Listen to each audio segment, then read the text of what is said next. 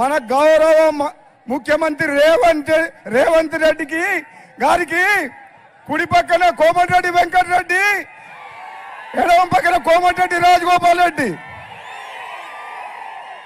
రేవంత్ రెడ్డి గారికి కోమటిరెడ్డి బ్రదర్స్ తోడైతే ఉంటారా వేరే పార్టీ ఏదన్నా? డిపాజిట్లు వస్తాయి ఎవరికైనా? మళ్ళా 20 ఏళ్ళ వరకు మళ్ళీ ఎవరు మాట్లాడే అవసరం కూడా లేదు.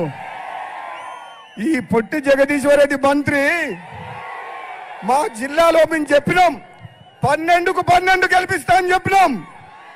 ఒక చిన్న పొరపాటు చేయడం వల్ల సూర్యాపేట ఒక్క దగ్గర 4000 తోటి జర్రల మిస్ అయిన మన పొట్టుడు. ఏ మంత్రి అయ్యా, ఏమేమో విరవిగుతున్నావు?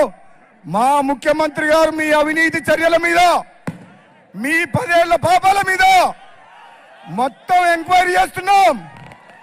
నెంబర్ 1 వికెట్ పడిపోయింది. కవితక్క పోయిందా జైలుకు? వచ్చే సంవత్సరం కవితక్క బతుకమ్మ ఎక్కడ ఆడుతుంది? తిహారు జైల్లో ఆడుతుంది. మీ అందరు చెప్తున్న సోదరులారా, ఒకడే ఒక మాట చెప్తా.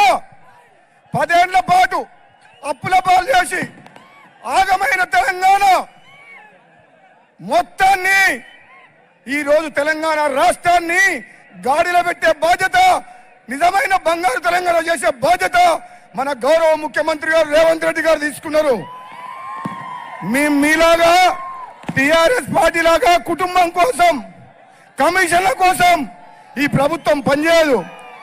రేవంత్ రెడ్డి గారి నాయకత్వంలో భువనగిరి గడ్డ అంటే కాంగ్రెస్ అడ్డనా కదా? మనం కాంగ్రెస్ అభ్యర్థి మన చామల కిరణ్ కుమార్ రెడ్డిని గెలిపించి రేవంత్ రెడ్డి గారికి మనం బహుమానం ఇద్దామా?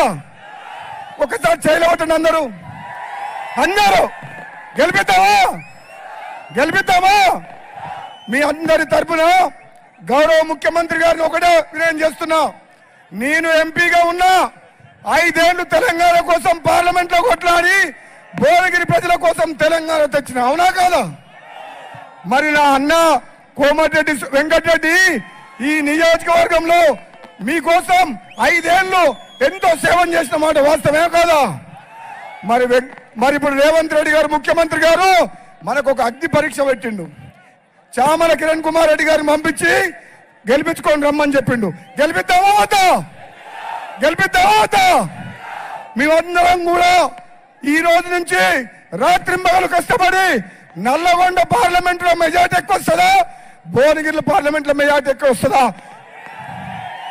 మనకు పోటీ బీజేపీ బీఆర్ఎస్ కాదు, మనకు పోటీ నల్లగొండ కాంగ్రెస్ తోటి, అవునా కదా? మనల్ని ఓడించే సత్తా ఉందా? నాకు రేవంత్ రెడ్డి గారు ఇంటికి వచ్చి నాకు ఒక బాధ్యత అప్పచెప్పిండు. అన్న నువ్వు తప్పనిసరి తమ్ముని గెలిపియాలన్నాడు.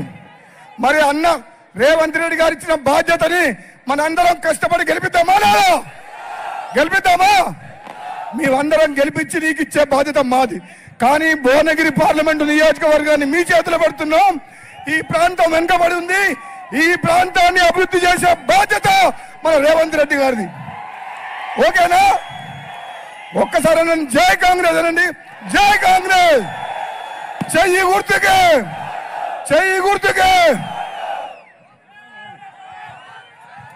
ఒక్క నిమిషం, మైక్ వినబడుతుందా?